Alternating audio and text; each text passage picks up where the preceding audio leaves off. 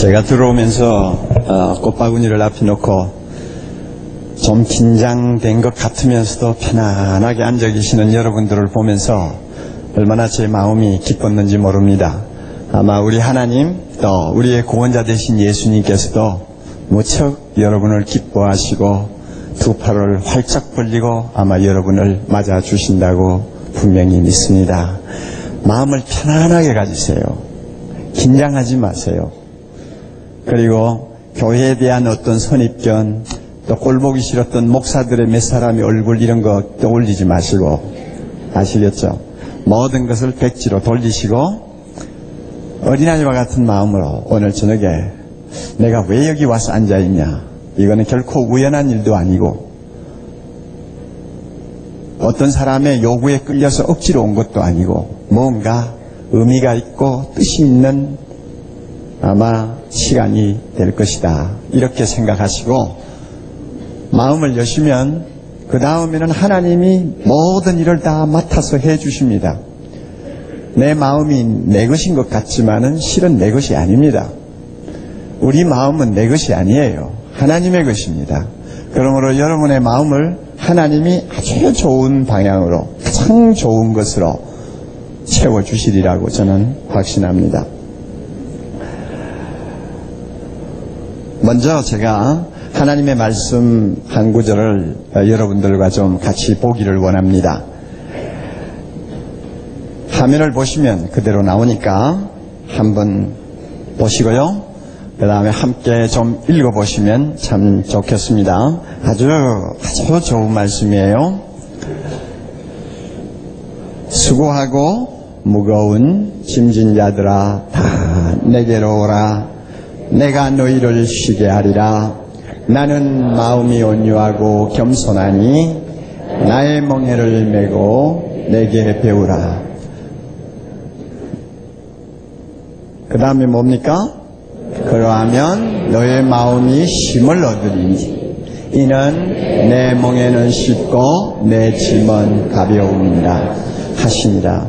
이 말씀 양이 많아요. 그래서 제일 첫 구절만 다시 한번 보겠습니다. 그 다음 구절들은 여러분이 예수를 믿고 교회를 다니시면서 말씀을 읽고 배우면 자연히 알게 되는 말씀이고, 가장 중요한 말씀은 앞에 있는 한 절이에요. 수고하고 무거운 짐진 자들아 다 내게로 오라. 내가 너희를 쉬게 하리라. 다시 한번, 수고하고 무거운 짐진 자들아 다 내게로 오라. 내가 너희를 쉬게 하리라.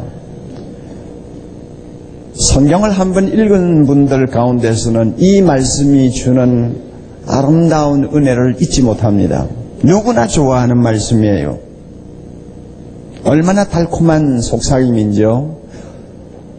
살벌한 사막에서 발견하는 오아시스요. 하늘로부터 들리는 상쾌한 위로의 말씀이요. 마음 놓고 기대고 싶은 넓고 따뜻한 품이라고 느껴지지 않습니까? 바로 이 말씀이에요. 수고하고 무거운 짐진 자들아 다 내게로 오라. 내가 너희를 쉬게 하리라. 그래서 저는 가끔 이 찬양을 부릅니다. 수고하고 무거운 짐진 자들아 다 내게로 오라. 다 내게로 오라.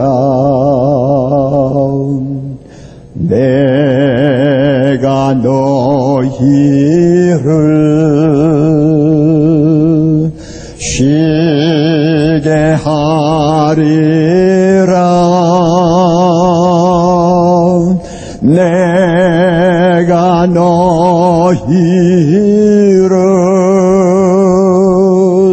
쉬게 하리라. 예수님이 우리를 향해서 주시는 말씀이에요. 예수님의 초청입니다. 사랑하는 형제자매 여러분, 우리는 다 알고 있습니다. 적어도 인생을 30년 이상만 살았으면 우리 모두가 한 사람도 빠짐없이 다 알고 있습니다. 한 생을 사는 것이 얼마나 힘들고 고달픈가 하는 것을 우린 다 압니다. 인생이라는 것이 결코 단순하지 아니하며 인생이라고 하는 우리가 걸어가는 길이 결코 양탄자를 깔아놓은 길이 아니라는 거 우린 너무 잘 압니다. 성경에 보면 인생의 이 실존에 대해서, 인생의 진면모에 대해서 솔로몬처럼 솔직하고 정직하게 표현한 사람이 없습니다. 하나님께서 솔로몬의 입을 통해서 인생의 진면모를 이렇게 말씀합니다. 전도서 2장에 나오는 말씀입니다. 여러분 한번 잘 생각하면서 보세요. 사람이 해 아래서 수고하는 모든 수고와 마음에 애쓰는 것으로 소득이 무엇이랴? 무슨 유익이 있느냐 그 말이요.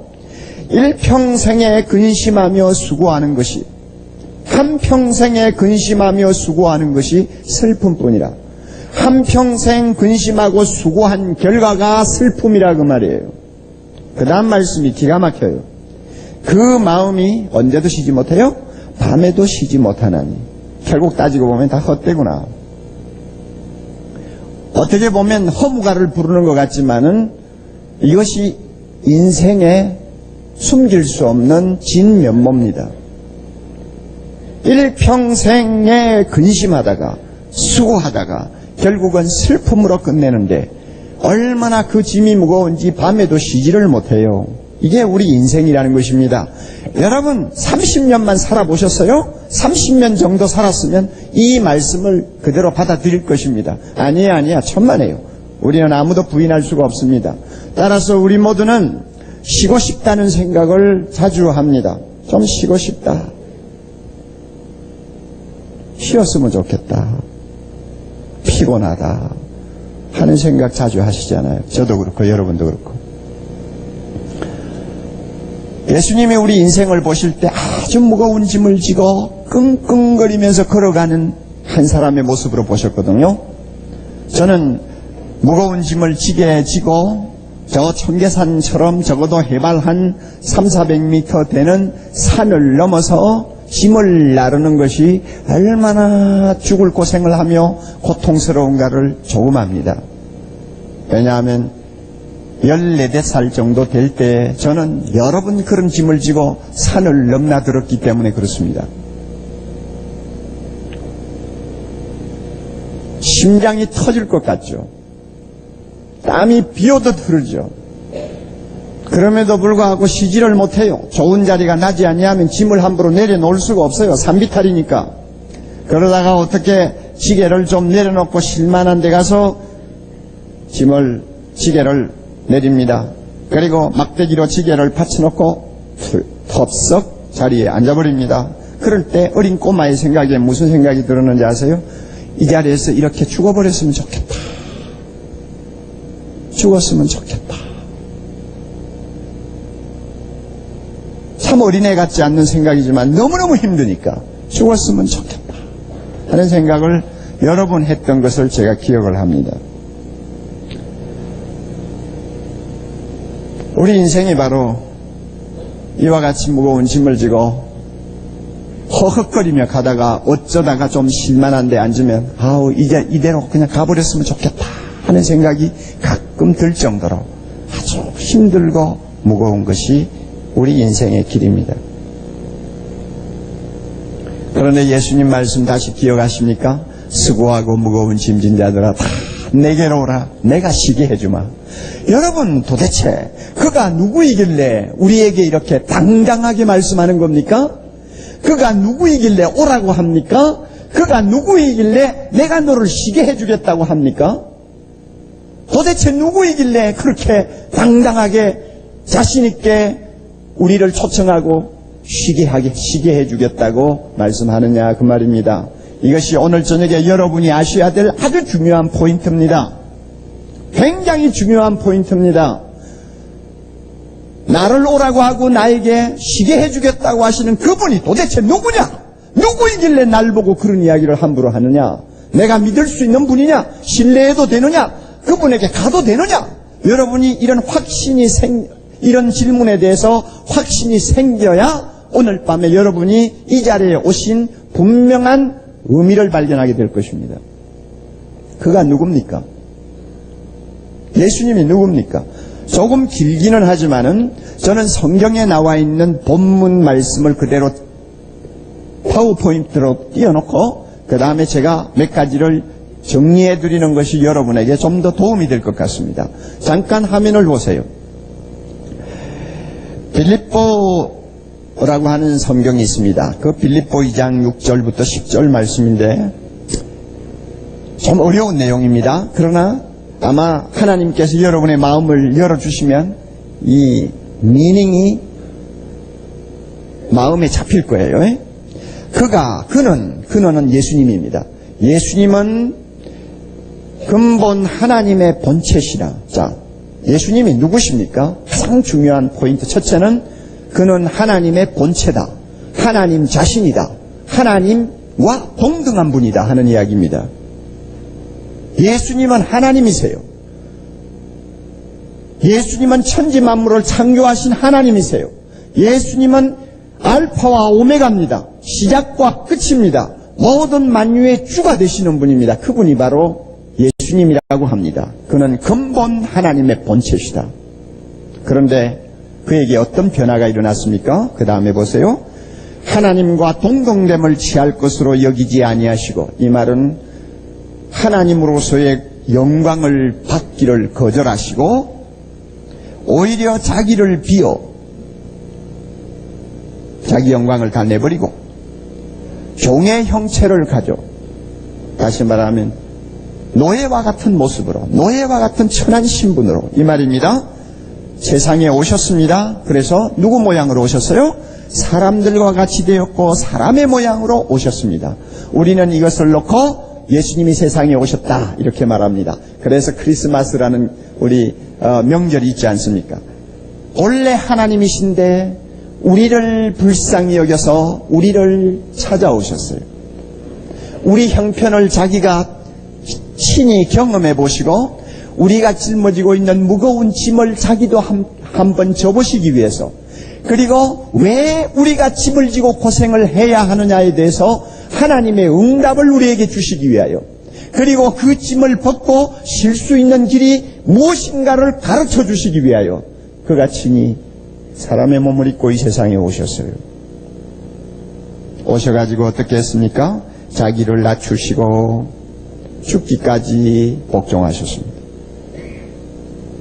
죽기까지 복종했다는 말은 그가 십자가에 죽으셨다는 것입니다. 여러분, 다시 한번 말씀드립니다. 예수님은 십자가에 죽으셨습니다. 자기 죄 때문에 죽은 것이 아닙니다. 하나님이 무슨 죄가 있습니까? 하나님에겐 죄가 없어요. 그러나 왜 죽었습니까? 누군가의 죄 때문에 죽었습니다. 왜냐하면 죄의 결과는 죽음이기 때문에 그렇습니다. 죄는 죽음을 자초합니다. 죄는 하나님을 반역한 것이요, 하나님을 거역한 것이요, 하나님의 뜻을 어긴 것이기 때문에 성경에 의하면 죄의 싹선 죽음입니다. 영원한 죽음입니다. 예수님이 왜 죽었습니까? 누군가의 죄값으로 죽은 것입니다. 우리는 그 누군가가 누군지를 몰랐어요. 저도 그렇고 여러분도 그럴 거예요. 예수님이 십자가에 죽으셨다는 소리 많이 들었지만은 도대체 누구 때문에 죽었는지 잘 몰라요. 예수님을 당시에 십자가에 못 박던 사람들은 예수님 자신이 정치적으로 잘못했기 때문에 처형당한다고 생각했습니다. 그러나 아니에요. 그는 처형당할 일도 없어요. 그러나 죽었어요. 누구 때문일까? 하나님의 말씀은 우리에게 이렇게 해답합니다. 나를 위해서, 또 여러분도 자기를 가리켜서 나를 위해서 하나님의 아들이 십자가에 죽으셨습니다. 그 이유는 나에게 충분한 죽을 이유가 있었기 때문입니다. 나를 살리기 위해서는 그가 대신 죽지 아니할 수가 없었습니다. 그래서 십자가에 죽으셨어요. 여러분 마음에 말이죠, 이 말씀이 와서 닿으면 여러분은 오늘 저녁에 굉장한 일이 일어납니다. 많은 분들이 이 이야기를 하면 코웃음 쳐요. 그게 내하고 무슨 상관이냐? 나 역사책에서 예수라는 청년이 죽었다는 것은 내가 읽은 일이 있어. 그러나 그거 내하고 무슨 관계야? 무슨 상관이야? 이런 생각을 많이 하잖아요. 그것은 믿음이 없는 사람이요. 마음이 열리지 않았기 때문에 하는 이야기예요. 그러나 하나님의 아들이신 그분이 십자가에 죽으심은 나 때문이었구나. 나 대신 죽으신 죽음이구나 하는 것을 여러분이 깨닫게 되면은 여러분의 심령에 큰 혁명이 일어납니다. 저는 교회를 다녀도 10년, 20년을 다녀도 이 사실을 전혀 모르고 교회 다니는 사람을 참 많이 봤습니다. 이런 사람은요, 신앙생활도 맹송맹송해요. 그리고 교회를 다녀도 흔히 말하기를 썬데이 크리스찬이라고 그럽니다. 주일날만 교회 와서 신자인 채 하고는 사회 나가면 예수 안 믿는 사람하고 똑같습니다. 그리고 자기가 예수 믿는다는 것을 절대 잘 드러내지 않습니다. 그러므로 그를 좀 멀리서 본 사람은 그가 크리스찬인지를 전혀 모르고 있는 것입니다.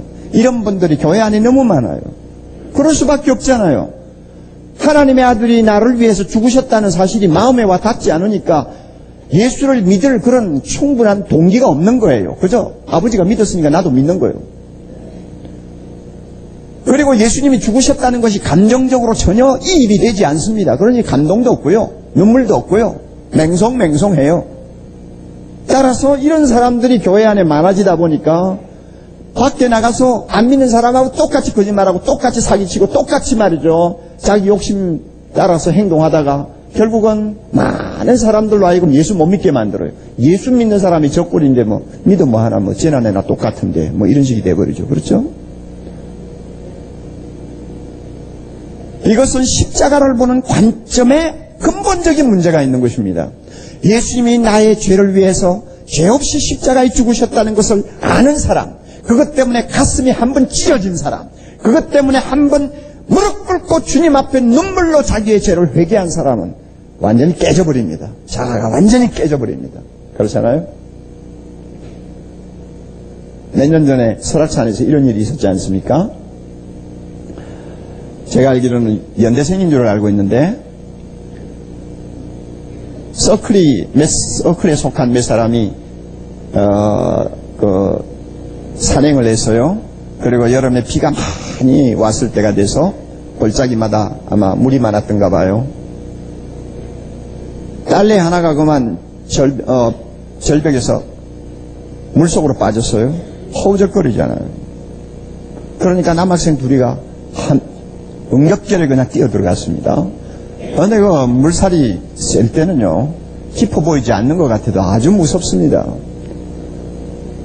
여자를 살리려고 들어가는 남자 둘이는 그만 익사하고 여자는 남자 때문에 겨우 살아서 나온 거예요. 제가 그 기사를 가만히 읽으면서 이런 생각을 했습니다. 이 여자가 평생 어떻게 인생을 살까? 귀하고 귀한 남의 집 아들 자기 때문에 둘이나 희생당했잖아요. 그러므로 그 희생당한 두 남자 때문에 지금 자기가 사는 거예요. 그 여자 어떻게 살까? 내 같으면 결혼 절대 안 할 거야. 안 그러겠어요.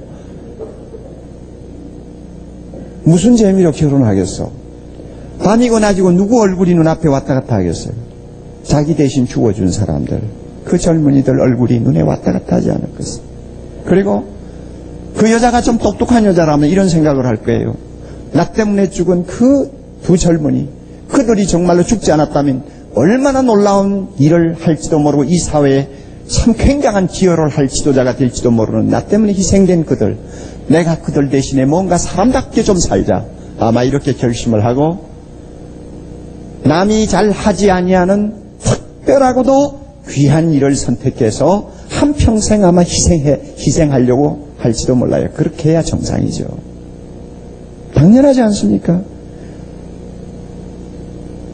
그런 비극을 겪고 나서 한 2, 3년 지나니까 그저 기억이 점점 희미해지고 시간이 약이라 다 잊어버리고 그 다음부터는 또 깔깔거리고 다니면서 또 연애하느라고 정신이 없고, 여러분 아마 그런 생활을 한다고, 그 여자가 그런 생활을 한다고 한번 가정해 보세요.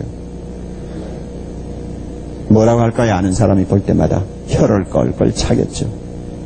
참 저런 게 먼저 죽었어야 되는데 어쩌 저런 게 살아가지고. 안 그러겠어요? 틀림없죠. 네. 여러분 예수 믿는다는 것을 우습게 보지 마세요. 하나님의 아들이 내 대신 희생하셨다. 그러므로 그분의 사랑, 그분의 은혜 때문에 나는 이렇게 살아야 한다 하는 정말로 놀라운 각오와 결심을 가지고 인생을 사는 것이 예수 믿는 것입니다. 오늘 본문 말씀 보니까 그렇잖아요. 이 세상에 오셔서 십자가에 죽으셨다고요. 바로 이분이 우리를 보고 오라, 내가 너를 쉬게 하겠다고 말씀하는 것입니다. 십자가에 죽으신 예수님을 오늘 저녁에 여러분이 발견하시기를 바랍니다. 그리고 만나시기를 바랍니다. 굉장한 역사가 일어납니다.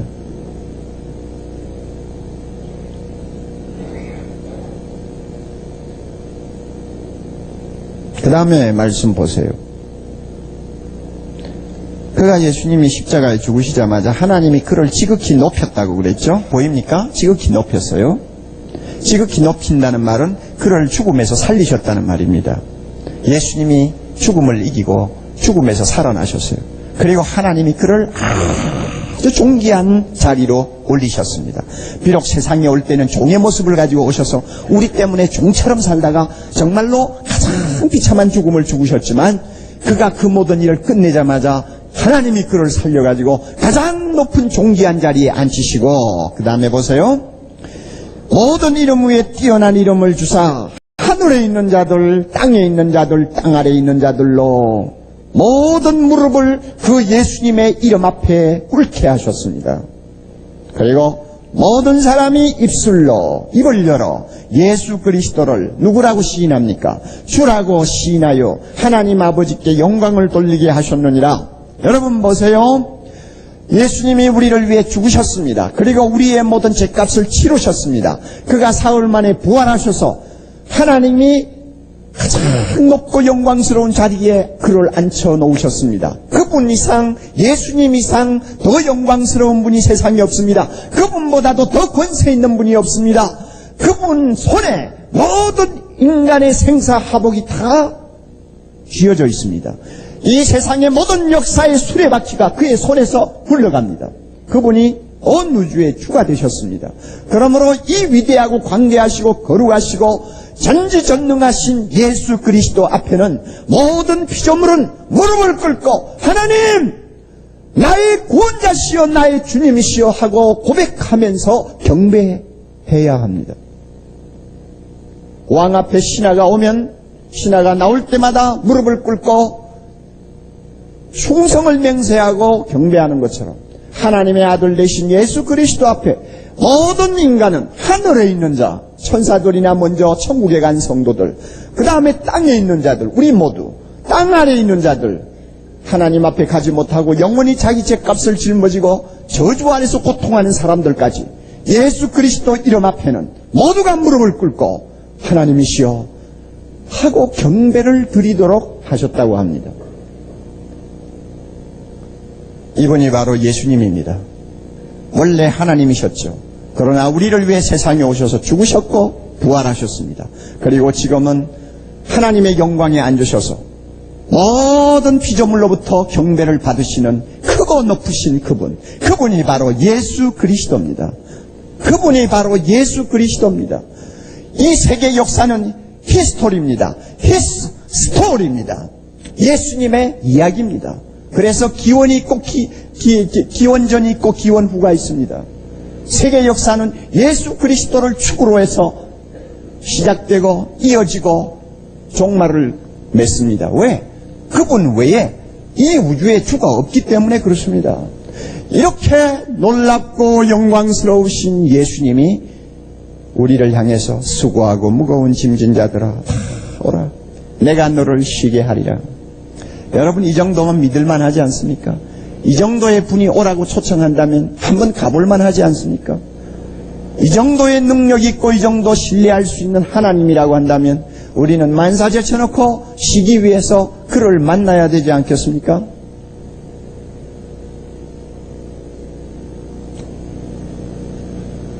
그러면 예수님이 어떻게 우리를 쉬게 합니까? 우선 먼저 중요한 것은 우리의 인생고의 짐을 덜어주시든지 또 인생고의 짐을 가볍게 지고 갈 수 있도록 우리를 만들어줍니다. 그래서 쉬게 해줍니다. 쉽게 말하면 우리의 인생고로부터 우리를 쉬게 만든다는 말입니다. 저는 목사이기 때문에 아마 수만 명의 사람들과 그저 인간관계를 직접 간접으로 맺고 사는 사람입니다. 그리고 또 세계 도처에 있는 교회로부터 초청을 받아서 집회를 인도하기 위해서 다니다가 보니까 여기저기를 좀 많이 다니는 편이죠.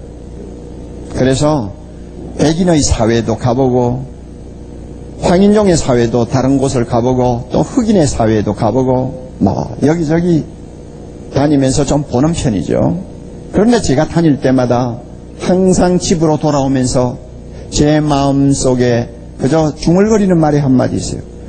세상은 어디를 가도 똑같아. 사람 사는 것은 어디를 가나 똑같아. 똑같습니다. 무거운 짐을 지고 밤에도 쉬지 못하는 인생입니다. 저는 잘 사는 집에도 많이 가봤어요. 잘 사는 집일수록 손님 청하기를 좋아하지 않습니까? 왜냐하면 좀 자랑하고 싶으니까. 그래 가서 대접도 많이 받고 참 잘 산다 하는 그들의 모습을 보면 못 사는 것보다는 훨씬 보기가 좋아요. 그러나 첫날 이튿날 같이 있을 때는 마냥 그들이 행복하기만 한 것 같아요.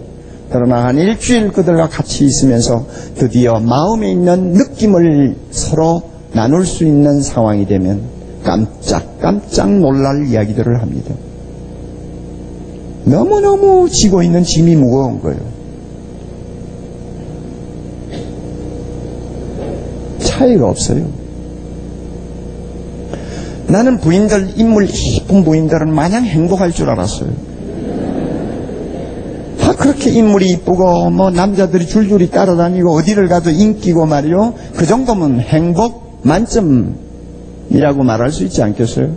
그런데요, 제가 만나본 미인들 만나서 조금 이야기를 통하니까요, 눈물부터 글썽글썽, 그 다음에는 그냥 줄줄 흘리면서 하는 이야기, 듣기에도 민망할 정도의 너무나 무거운 짐, 마음의 아픔을 지니고 사는 것을 보았어요.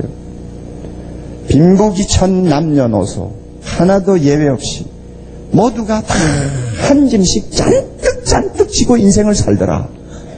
이것이 제가 지금 알고 있는 인생의 전부입니다. 잘못됐나요? 여러분 중에 흥 하는 사람이 있어요? 네, 지금은 흥 하세요.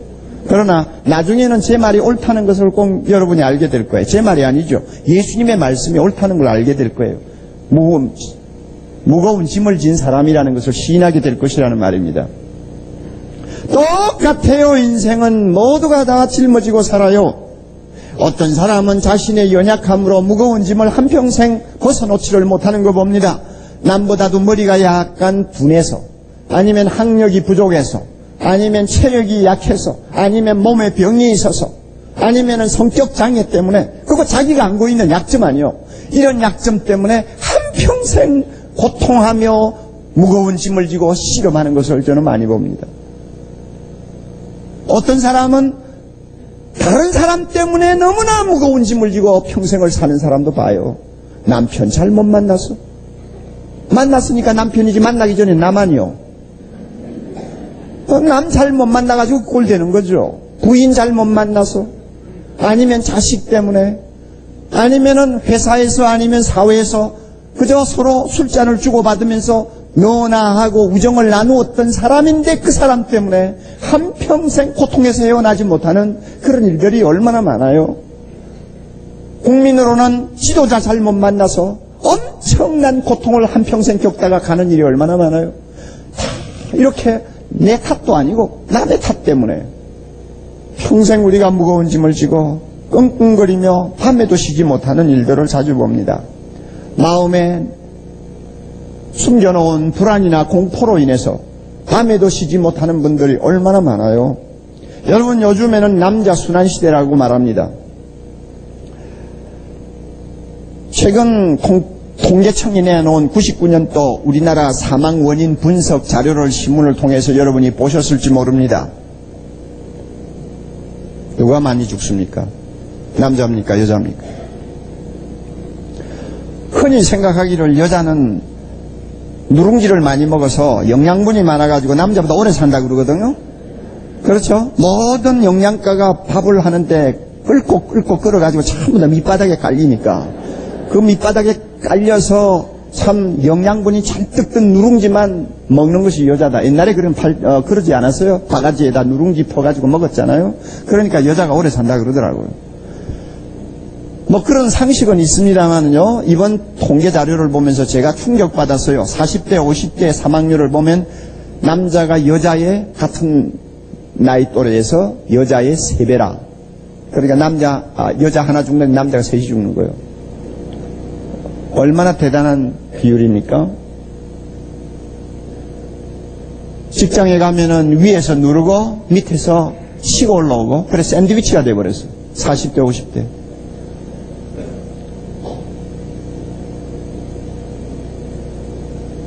아날로그 시대에서 디지털 시대로 넘어오는 소위 정보사회에서 더더욱이 입지가 너무너무 좁아져. 여기도 끼지 못하고 저기도 끼지 못하고 어중간한 존재. 이게 40대, 50대예요. 반면에 가정적으로나 사회적으로나 책임은 너무나 무거워요. 돈은 들어갈 일이 너무너무 많아요. 자기가 약간 삐딱하고 쓰러지면 가정이 그냥 풍지박산될 어려움이 있어요. 큰 아슬아슬한 위기에 얼마나 긴장하고 살겠어요. 어느 대학병원의 의사가 이렇게 이야기를 했더군요. 왜 남자가 그렇게 40대, 50대 돌연사를 많이 겪느냐. 그것은 만성 피로와 스트레스 때문이다 이러더라고요. 그럴 수밖에 없죠. 자기도 모르게 스트레스가 계속 쌓이는 거예요. 그리고 쉬고 싶은데도 쉬지 못하는 거예요. 그러다가 보니까 혈관이 점점 축소돼요. 혈관이 축소되면서 심장 박동이 자꾸 높아가요. 그러다가 보면 뇌경색이 걸리고 자기도 모르게 그냥 쓰러져 버리는 거예요. 가버리는 거예요. 이게 40대, 50대 남자의 운명이래요. 여러분 이런 모습을 한번 생각해 보세요. 얼마나 쉼이 필요한 존재들입니까? 여기에 나와 앉아 계시는 40대, 50대 형제분들이 꽤 보입니다. 저도 그런 나이를 거친 사람이니까 우리가 서로 통하는 게 있습니다. 우리에게 얼마나 쉼이 필요합니까? 나도 모르게 쉬고 싶다는 소리를 몇 번이나 합니까? 그럼에도 불구하고 내 마음에 있는 이 짐을 덜어줄 사람이 아무도 없어요. 아내가 덜어줍니까? 바가지만 안 긁어도 감사하죠. 자식이 덜어줍니까? 애를 안 먹이는 것만 해도 감사하죠. 나 혼자서 내 이 피곤을 풀고 좀 쉬고 싶고 마음의 평안을 얻고 싶지만은 누구에게 기댈 수도 없고 대안이 없는 거예요. 그러니까 찾아가는 게 술이죠. 이게 우리 대부분의 남자들의 지금 현주소예요. 여러분 얼마나 쉼이 필요합니까? 여러분 이와 같은 우리의 삶을 주님이 너무나 잘 아시기에 주님이 초대하는 것입니다. 너 그렇게 혼자 잘난 체하고 혼자 그렇게 짐을 지고 고생하지 말고 나에게 오라. 내가 너를 쉬게 해주겠다. 예수님이 어떻게 이렇게 피곤해 지쳐서 허덕이는 사람들을 쉬게 한다는 말입니까? 예, 분명히 쉬게 해주십니다. 성경 말씀 하나 봅시다. 히브리서 4장에 가면은 예수님이 자기를 이렇게 소개합니다. 자기는 우리를 위한 대제사장이신데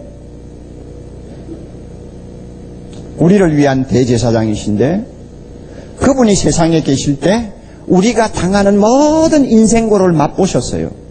지금 우리가 짊어지고 있는 이 슬픔, 이 피곤, 이 허무, 이 고통, 이 상처, 이것을 예수님이 다 친히 맛을 보셨어요. 한 배 타고 한 번 인생을 살아보신 분이기 때문에 우리 사정을 너무 잘 아세요. 그렇기 때문에 주님이 우리를 보고 언제든지 오라. 도움이 필요하면 나를 찾아라. 그러면 내가 너에게 때 따라서 꼭 필요한 도움을 내가 주겠다 약속했습니다. 그 약속의 말씀이 지금 화면에 뜨는 성경 구절이에요. 잘 보세요.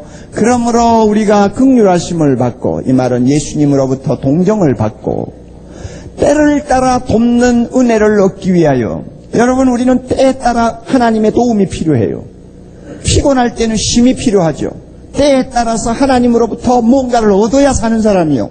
그럴 때마다 그것을 얻기 위하여 은혜의 보좌 앞에 담대히 나아갈 것이니라. 은혜의 보좌가 뭡니까? 예수님이 계시는 곳입니다. 그분 이름 부르고 찾아서 나가기만 하면 주님이 내 형편 따라 쉬게 해주신다는 말입니다. 때를 따라 돕는 은혜가 있어요. 예수 믿으시면 이 은혜를 알게 됩니다. 저는 이 교회 한 20년 조금 넘게 섬기면서 참 여러 가지 일들을 많이 보았습니다만, 특별히 남자분들이요, 뭐 40대, 50대, 이 남자분들이 부인 따라서 교회에 나와가지고 예수를 믿는 경우가 참 많이 있거든요. 대부분의 가정에 보면 예수는 누가 먼저 믿습니까? 여자분이 먼저 믿습니다. 영적으로 남자보다 앞서요. 틀림없습니다. 제가 목회를 해보니까요, 부인들이 영적으로 훨씬 앞섭니다. 그 이유가 어딘지는 잘 모르겠어요. 그러나 놀라운 축복이에요. 여자가 먼저 예수 믿고, 그 다음에 여자가 잘 믿으면 틀림없이 그 다음에 누가 따라옵니까? 자녀들이 따라갑니다. 그러면 집안에서 엄마가 예수 믿고 애들이 예수 믿으면 아버지는 완전히 외톨이가 되는 것입니다. 그러면 식탁에 앉았을 때 애들이 아빠는 왜 식사 때 기도 안 해? 하면은 그때부터는 이제 좀 굉장히 처지가 곤란해지죠. 그래서 그저 애들을 위해서라도 고개를 숙여 눈을 껌뻑 감았다가 뜨기도 하고 그러죠. 그러다 자기도 모르게 어디로 갑니까?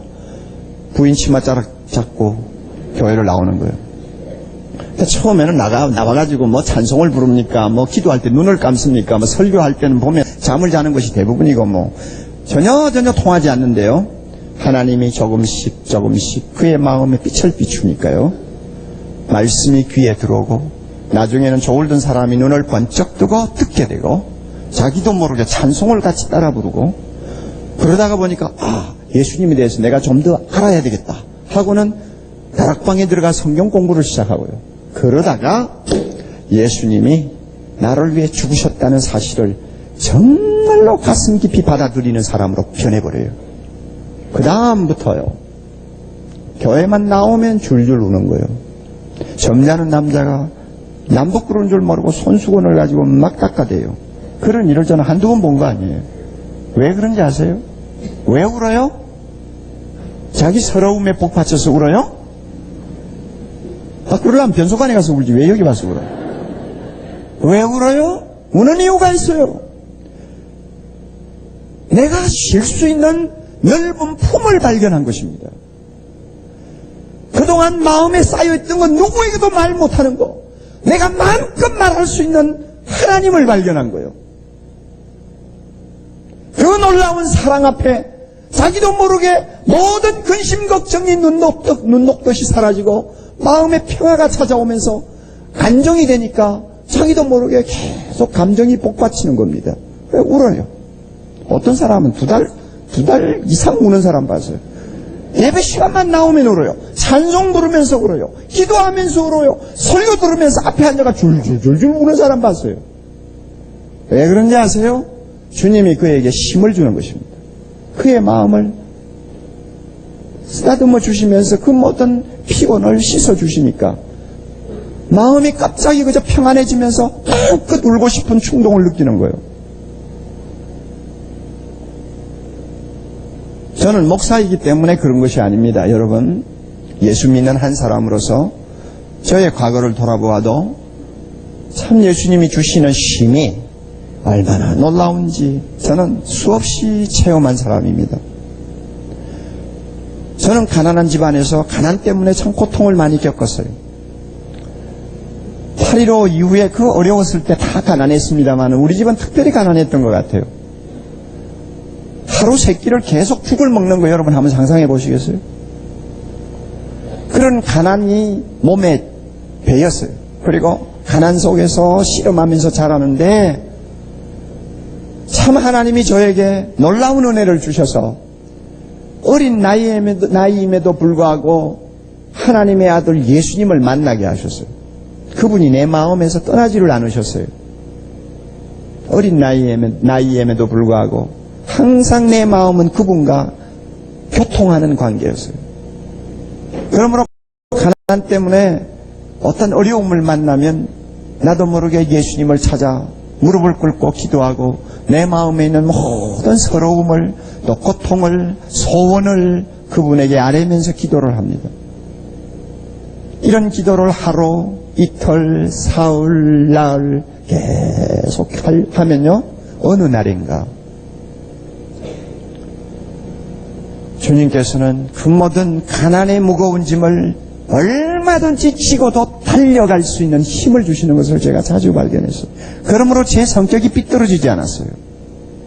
정서적으로 상처가 없어요. 그때마다 주님이 저에게 은혜를 주셨어요. 그러므로 대인관계가 이상한 그런 성격 장애를 일으키지 않았어요. 열등감에 끌려다니면서 저 자신이 저를 괴롭히지 않았어요. 하나님이 주시는 은혜가 있기 때문에 그랬어요.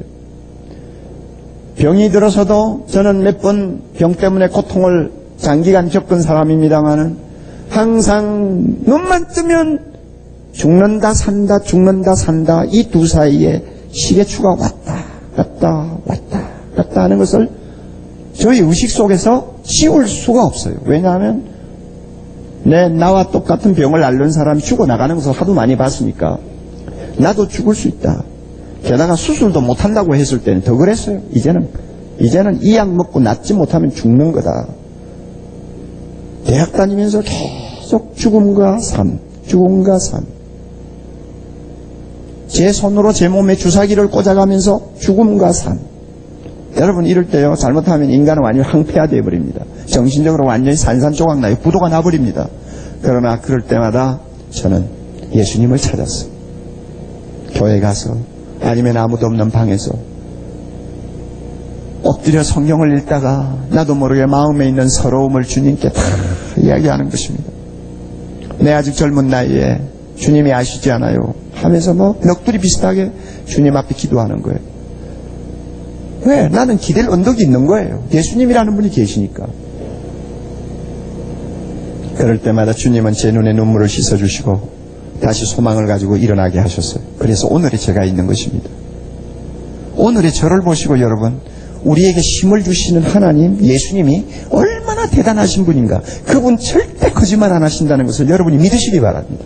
오늘 정말 여러분이 참 인생의 무거운 짐을 지고 여기와 앉아 계시는 우리 형제분들, 저를 보고 믿으시기 바랍니다. 목사이기 때문에 여러분에게 이런 말씀 드리는 거 아니에요.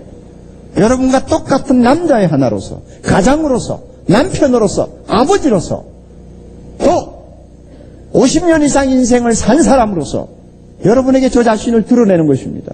주님은 우리를 쉬게 해줍니다. 충분히 쉬게 해주실 만한 능력과 사랑을 가지고 계시는 분입니다. 그래서 저는 이런 찬송을 가끔 잘 부릅니다. 목소리는 꼭 돼지 목단 소리 같지만은 그래도 이 찬송이라는 것은 목소리가 좋아서 부르는 거 아니잖아요. 예? 어쩐지 윤양주 장로님처럼 그렇게 기타 치고 이렇게 부르면 참 감동을 받겠는데 저는 그런 재주가 전혀 없으니까. 그래도 제가 참 좋은 찬송은 항상 부르기를 좋아해요. 왜냐하면 예수님 때문이에요. 아직 예수 믿지 않고 이 자리에 나와 계시는 분들, 여러분 노래방 잘 가세요? 노래방 가서 무슨 노래 합니까? 빤하잖아요. 하나님이 없는 노래죠. 하나님이 없는 노래는 소망이 없는 노래입니다. 왜냐하면 인간끼리서 통하는 아주 질 낮은 노래니까. 그러나 살아계신 하나님을 생각하고 부르는 찬양은 다릅니다. 예? 아마 가사가 화면에 뜰 거예요. 보세요. 약할 때 강함 주시네 나의 보배가 되신 주 나의 모든 것 2절 가사입니다. 쓰러진 나를 세우고 나의 빈 잔을 채우네. 주 나의 모든 것 예수 어린 양 존귀한 이름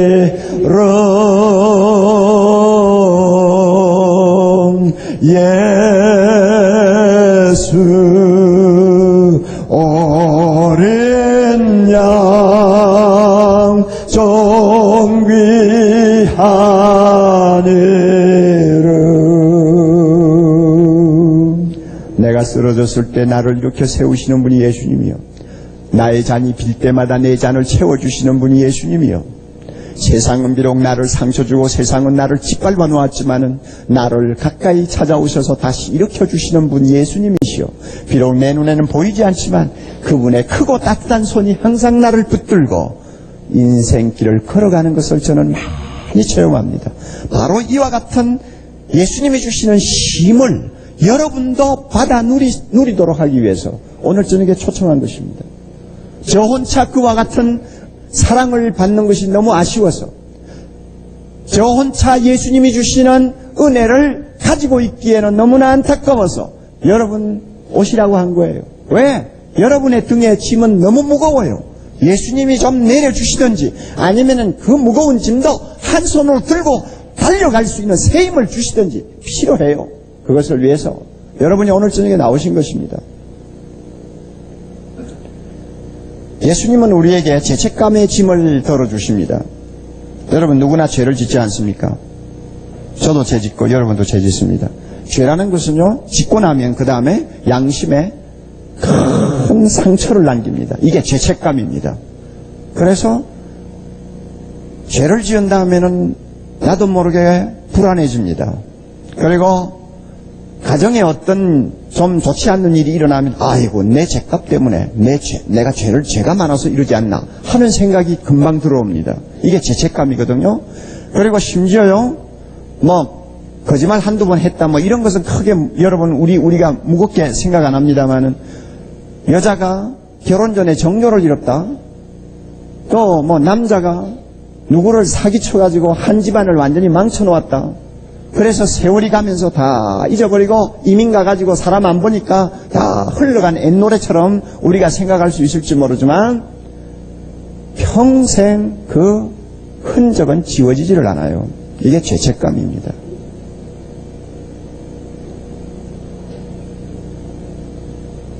그래서 결혼 전에 조금 성생활이 좋지 않았던 여자들은 애 낳을 때마다 바들바들 떠는 것을 봤어요. 장애아가 나지 않을까, 정신력으로 이상해진 애가 나오지 않을까, 바들바들 떨어요. 그 이유가 뭐예요? 죄책감이 남아있는 거예요. 죄책감은 우리에게 공포와 불안을 일으킵니다. 이것은 정말 무거운 짐입니다. 정말 무거운 짐이에요. 헤어날 수가 없어요. 이런 사례를 제가 여러분에게 말씀드리려면 시간이 부족해요. 누구나 다 조금씩은 있으니까요. 평생 남편에게 털지 못하는 죄도 있잖아요. 평생 아내에게 털어놓지 못한 죄도 있잖아요. 자기의 신분이 높아질수록, 신문에 자기 이름이 많이 나올수록 뭔가 들통이 나지 않기를 간절히 바라는 어두운 구석이 있잖아요. 이게 죄책감이라고 말해요. 이 죄책감은 우리가 하루빨리 덜어야 합니다. 이것이 계속 남아서 우리를 짓누르면 우리는 나도 모르게 깨져버립니다. 주님이 왜 십자가에 죽으셨습니까? 바로 이 죄책감을 덜어주시기 위해 십자가에 죽으셨어요. 그러므로 예수님이 너 나오라, 내가 너를 쉬게 하리라 하는 이야기는 내가 너의 죄책감에서 너를 자유케 하겠다는 이야기입니다. 오직 예수님만이 죄를 사하는 권세가 있습니다. 하나님이신 예수님만이 우리의 죄를 용서해 주십니다. 예수님이 내가 너를 사하노라 하면 죄는 없어지는 것입니다. 예수님이 용서하지 아니하면 어떤 죄도 영원히 남는 것입니다. 왜? 그분이 죄를 사하는 권세를 가지고 계시기 때문입니다. 예수님이 날 보고 너 모든 죄를 내가 사해주마 하면 마음에 평안이 와요. 구약에 보면요, 삭개오라는 사람이 있어요. 아니, 구약이 아니고 신약 성경에 보면. 그는요, 로마 통치하에 있던 유대 나라에 로마의 세무 청부자였습니다. 그러니까 로마의 꼭두각시였어요. 그래가지고 자기 민족을 하여튼 로마 정부를 위해서 뜯어먹는 거예요. 로마 정부를 위해서 자기 민족을 착취하는 것입니다. 게다가 세리장이니까 요사이 말하면 어느 관서의 장이죠. 그러니 유대나라 사람들이 이를 갈고 미워하는 사람이요. 유대나라 사회에서 장녀, 죄인, 이방인, 그 다음에 세리가 들어갔어요. 인간 취급을 안 해요. 완전 쓰레기예요.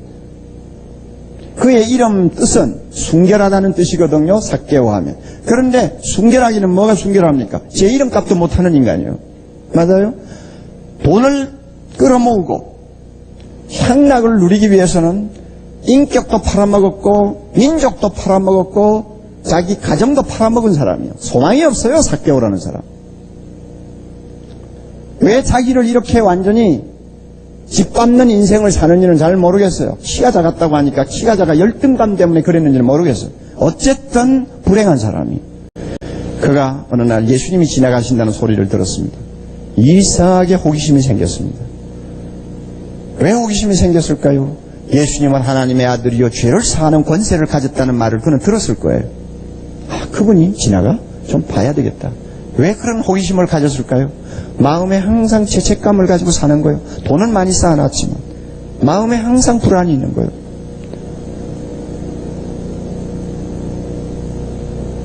그분 한 만나보자. 예수님이 가시는 길에 나갔더니 막 사람들이 인산인해를 이루었습니다. 키가 작은 자기는 뭐 도무지 끼어들 수가 없어요. 그래서 옆에 있는 가로수 뽕나무에 올라갔죠. 올라가서 뽕나무 위에서 내려다보았습니다. 키가 작았으니까 아마 아이처럼 보였을지도 모르죠. 그러나 그 점잖은 사람이 거기 올라갔다는 건 대단한 겁니다. 대단한 거예요.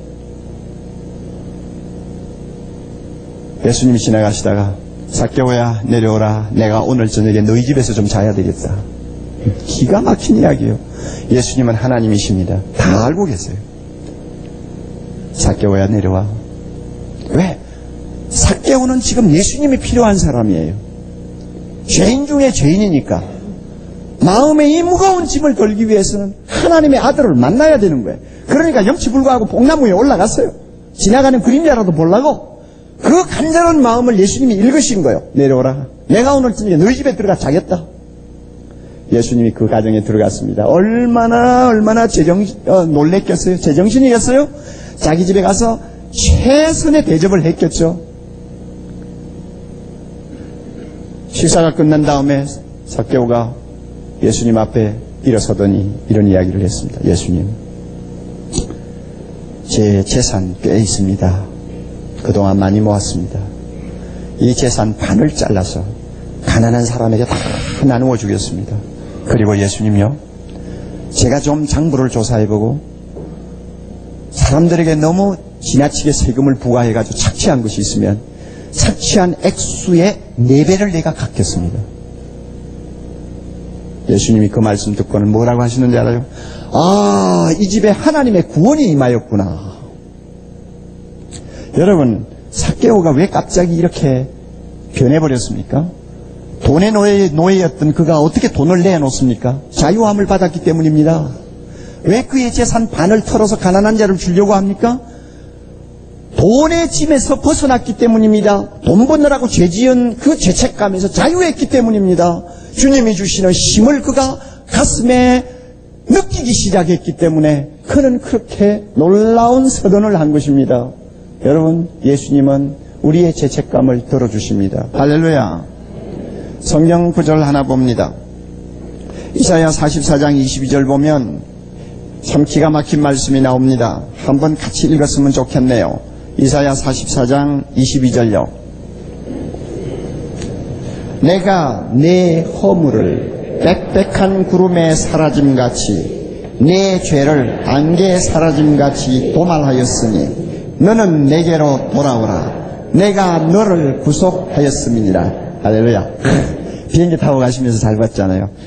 하늘에 짙은 안개가 쫙 비행기 밑에 깔렸든지 구름이 깔렸을 때 우리 생각에 와 이거 누가 무슨 재주로 빗자루로 이거 다 쓰나 뭐 이런 생각하잖아요. 그런데 하나님이 쓸어버리니까 그저 몇 시간 안에 하늘이 나타나고 햇살이 눈부시게 비치지 않아요. 그것처럼 우리의 죄가 아무리 크고 무겁고 두텁다 할지라도 주님이 용서한다 하시면 그 모든 죄는 싹 씻음받고 우리 마음을 짓누르던 죄책감에서 우리를 자유케 합니다. 이것이 예수님이 주시는 힘입니다. 여러분, 제 이름이 뭐예요? 한흠이죠. 세상에 이런 이름이 어디 있어요? 전에 그것도 한음이라고 하면 전에 뭐 교과서에서 오성과 한음 뭐 이런 걸 좀 봤기 때문에 좀 통하는데 음도 아니고 흠이에요. 할아버지가 뭐 성경에 있는 누구 이름을 따서 지었다는데 아마 조금 좀 실력이 모자랐던 것 같아요. 그래서 그 손자의 운명을 평생 이상하게 만들어놨어요. 옥한흠. 자, 근데요, 저는 처음에는 이 이름을 좀 바꾸고 싶어서 애를 많이 썼는데 우리 교인들이 반대가 못 바꿨어요. 지금은 이 이름을 가지고 저는 은혜 받고 있어요. 보세요. 옥한흠이지요. 제가 예수님을 만나지 않았다면 한이 없이 흠이 많은 구슬이었을 거예요. 이리 돌려봐도 흠투성이고 저리 돌려봐도 흠투성이고 여러분 이런 보석은 가치가 하나도 없습니다. 아무리 반짝반짝거려도 그거는 객값이에요. 그렇죠? 그런데 예수님 믿고 나자 저는 이렇게 바뀌었네요. 한 개의 흠도 없는 옥이에요. 맞아요? 와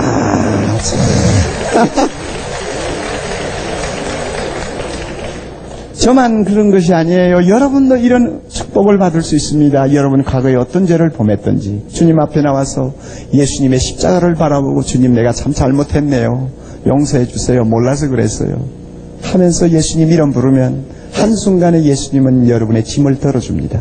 마음의 평안을 줍니다. 기쁨을 줍니다. 여러분 이런 은혜를 좀 받고 세상을 사세요. 남 모르게 지은 죄를 차곡차곡 쌓아놓고 그 밑에서 질식하려고 하지 말고 예수 믿고 다 털어버리세요. 그리고 기뻐하고 감사하면서 사세요. 이것이 주님이 주시는 축복입니다. 그리고 이제 끝으로 간단히 정리합니다. 여러분, 예수님이 주시는 힘이 뭐냐? 세상에서 하나님 나라로 데리고 가서 영원히 살게 하는 힘입니다. 세상은요 우리가 영원히 쉴 곳이 아닙니다. 성경 말씀 하나 보십시다. 요한계시록 14장 13절인데요 자금 이후로 예수 믿고 주 안에서 죽는 자들은 복이 있습니다. 왜 그렇습니까?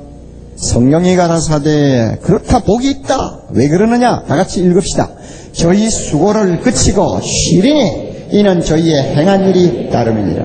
수고를 그치고 쉰다. 어디서? 하나님 나라에서 영원히 쉽니다. 그래서 안식이라고 하는 말을 쓰지 않아요? 영원히 쉬는 그 나라가 있어요. 이제 언젠가 때가 되면 우리를 그 영원히 쉬는 나라로 인도하실 것입니다. 눈물도 없고요, 고통도 없고요, 늙음도 없고 죽음도 없는 영원히 쉬는 곳, 그것으로 우리를 주님이 인도해 주십니다. 이런 소망도 없이 세상을 살다가 몇 평짜리 무덤 남겨놓고 떠나실 생각입니까? 그러지 마세요. 사람은 그렇게 형편없는 존재가 아니에요. 요즘에 부잣집에는 가면요, 부잣집 개를 위해서 묘비 만들어 놓은 거 보면 웬만히 사는 사람보다 훨씬 잘 만들어 놨어요. 차라리 그 개가 더 행복하죠. 여러분, 우리는요 그렇게 끝나는 존재가 아닙니다. 우리는 주님 앞으로 가야 되는 존재입니다. 하나님이 우리를 만드셨으니까 아버지에게로 가야 됩니다. 아버지 품에 가서 거기에 안길 때 영원히 쉬게 됩니다. 이 힘을 우리 주님이 주시는 것입니다. 여러분, 오늘 제가 이제 말씀을 맺겠는데요, 보세요. 인생고의 무거운 짐을 내려주시고 아니면 가볍게 해주시고 우리를 쉬게 하시는 예수님, 그리고 죄책감의 짐을 내려주시고 씻어주시고 쉬게 하시는 예수님, 그리고 이 세상에서 영원히 쉬는 곳으로 옮겨주셔서 우리에게 힘을 주시는 예수님, 그 예수님이 오늘 우리에게 말씀합니다. 수고하고 무거운 짐진 자들아 다 내게로 오라. 내가 너를 쉬게 하리라. 내가 너를 쉬게 하리라. 예수님의 이 초청 여러분 받으셨습니까? 이제 여러분이 응답할 시간입니다. 여러분이 반응을 보일 시간입니다. 거부하시겠습니까? 받아들이겠습니까? 이것으로 여러분의 앞날의 행복은 결정이 됩니다. 그러면 주님 앞에 나오라고 했잖아요. 나가는 게 뭐예요? 믿는 것입니다. 믿는 거요. 예수님이 나의 하나님이라고 믿는 거요. 예수님이 나에게 힘을 주시는 분이라는 것을 믿는 거요. 예수님이 나를 위해 죽으심을 믿는 거요. 예수님이 나와 인생을 동행하시는 분임을 믿는 거요. 이것을 믿으면 주님께서 우리에게 약속하신 힘을 준다고 말씀하십니다. 로마서 10장 9절 10절 잘 보세요. 믿는 것이 무엇인지 그대로 나옵니다. 네가 만일 내 입으로 예수를 하나님 주로 시인하고 또 하나님께서 그를 죽은 자 가운데서 살리신 것을 내 마음에 뭐하면 믿으면 구원을 얻으리니 구원을 얻는다. 힘을 얻는다. 자, 보세요. 그 다음에 설명이 더 나옵니다. 사람이 먼저 무엇으로 믿어야 합니까? 마음으로 믿어야 합니다. 마음으로 믿고 가만히 있으면 안 돼요. 마음으로 믿고 의에 이르고 그 다음에 할 일이 또 있어요. 뭡니까? 입으로 시인하는 것입니다. 네, 믿겠습니다 하고 카드도 내고 일어나라면 일어나고 기도하라고 하면 기도하고 그렇게 해서 입으로 시인하면 마음의 믿음이 확정되는 것입니다. 여러분 그렇게 믿으시고 오늘 저녁에 돌아가 보세요. 그리고 집에 가셔서 주무시기 전에 예수님 오늘부터 내가 예수님 믿게 됐네요. 이거 뭐 내가 어떤 것인지 잘 모르지만 갑자기 이상해졌습니다. 그러나 주님이 잘 아실 테니까 저에게도 힘을 좀 주세요. 나 굉장히 피곤합니다. 여러분 그렇게 기도하고 잠자리에 들어가 보세요. 다음날 아침에 일어나 보세요. 여러분의 마음이 어떻게 변해 있는가. 주님 절대 거짓말 안 하세요.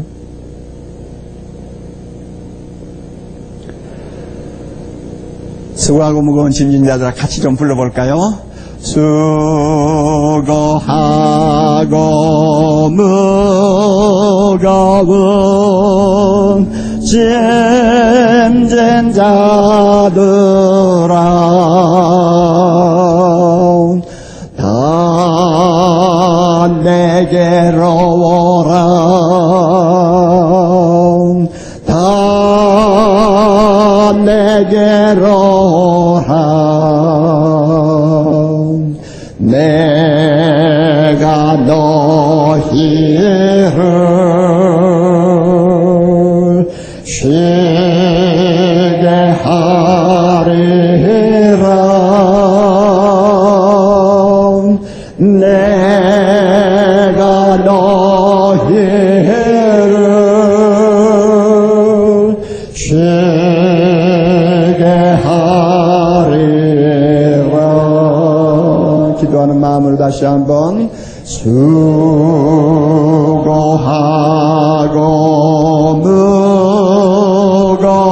무거운 짐진 자들아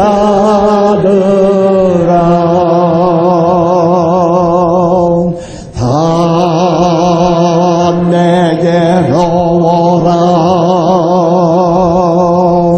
다 내게로 오라 내가 너희를 쉬게 하리라 할렐루야 내가 너희를 쉬게 하리라 조용히 머리 숙이시기 바랍니다. 제가 기도하는 내용을 여러분 잘 들어보세요. 이 기도가 바로 여러분 자신의 기도가 되어야 합니다. 하나님 아버지 오늘 밤에 예수님이 우리에게 힘을 주시는 구원자 되심을 알게 해주신 것 감사합니다. 성령님 어두운 마음이지만은 빛을 비추어 주시옵소서. 닫혀있는 마음이지만은 열어주시옵소서. 내 힘으로 마음을 열 수가 없습니다. 내 힘으로 주님 앞에 다가갈 수가 없습니다. 내 힘으로 나의 죄를 회개할 수가 없습니다. 주님 끌어주시기를 원합니다. 힘이 필요합니다. 인생을 살다가 지쳐 있습니다. 주님의 품에 안기기를 원합니다. 주여 나를 불러주시고 오늘 저녁에 주님 만나게 해 주시옵소서.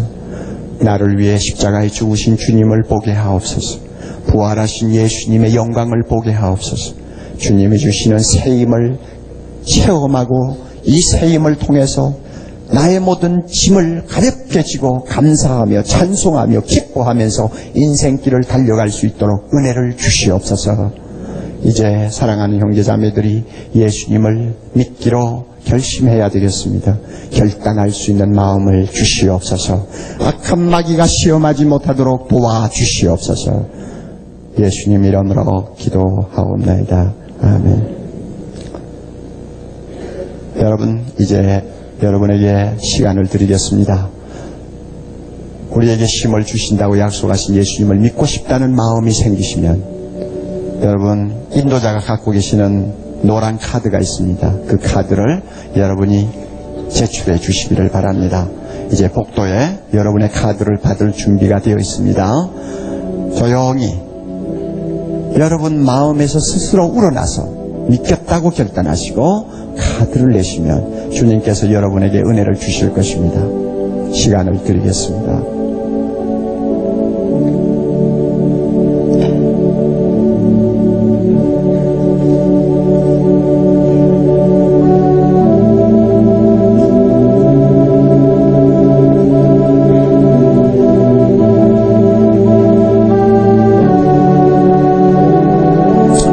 성도들은 조용히 마음으로 기도하십시오. 데리고 온 우리 개신자들이 참 진지하게 주님 앞에 나올 수 있도록 기도하시기를 바랍니다. 잡담하지 마세요. 그리고 카드를 내시는 분은 여러분의 인생의 가장 중요한 결단을 하는 시간입니다. 진지하게 하십시오. 하나님 앞에 여러분 자신의 생을 이제 맡기셔야 합니다.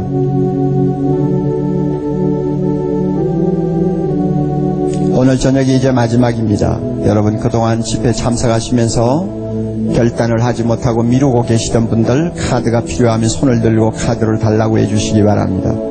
그리고 인도하신 분이 좀 도와주시기를 바랍니다. 그리고 오늘 저녁 기회를 놓치지 마세요. 오늘 저녁에 놓치면 여러분이 또 1년을 기다려야 할지도 모릅니다.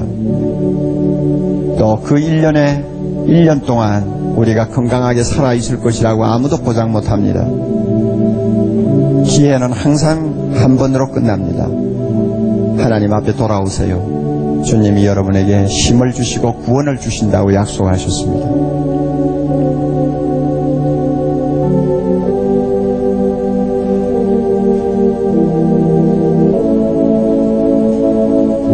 네, 시간 좀 더 드리겠습니다.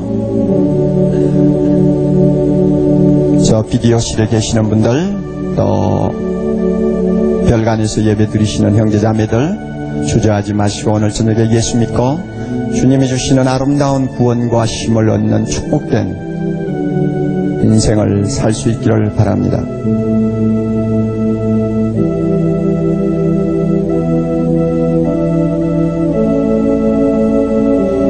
네, 한 1분 더 드리겠습니다.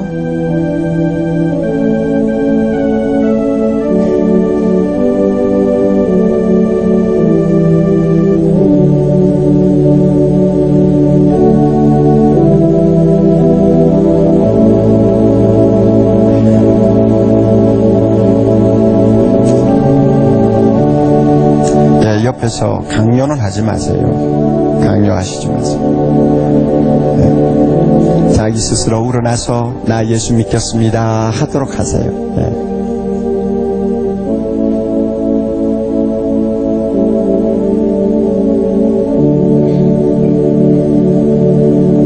이제 내실 분 다 내셨어요? 예, 대부분이 다 내신 것 같습니다. 여러분 조용히 머리 숙이시고 저하고 기도 좀 하셔야겠습니다. 카드를 내신 분 그 자리에 조용히 일어나 주시기 바랍니다. 저와 여러분이 함께 기도할 시간입니다. 예, 주저하지 마시고 일어나십시오.